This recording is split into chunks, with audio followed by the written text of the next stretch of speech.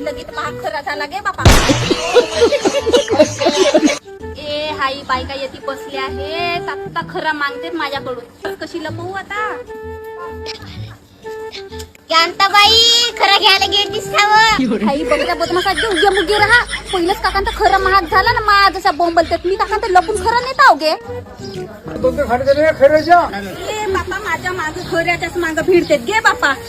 Tone कसा का सुकल्या आणि वाटून राहिला बाप्पा. आता खरा खा लागते ते मगापासून कांती खऱ्याच्या दुकानात गेले अजून याचेच आहे.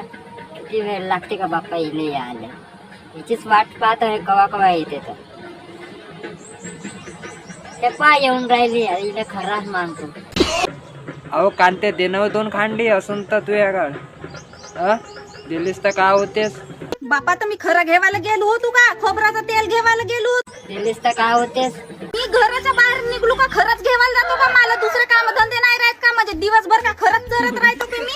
मला तुमच्या बायाचं समज नाही. मा रोज रोज रोज रोज काय खाव खरं मागणी तुमच्याकडे. माझ्याकडे का खण भरली आहे का खऱ्याची ना पैशाची. आमच्या घरी तर दररोज येतेस. आम्ही तर नाही म्हणून 20 रुपयाचा खर्रा होता तेव्हा.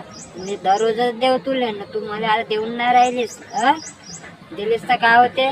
लगे कांते काझाला दिलीस तर चलप मारतेस तू. खरं 2-2 खांडी खावा. खरं नाही का सारीन बाई 20 रुपये होता 25 रुपये झाला. खरं घेवायला नाही परवडलं ना 2 खांडी देवालाही नाही परवडलं. चल कांते झाला तर तुझं काम जा आपल्या घरी. माध्यमा 1 नंबरचे फर्स्ट बाई का आगे खरं खातलं गोड गोड बोलल्या दारे माझ्या संग मांगा जो आजपासून मला खरं हो.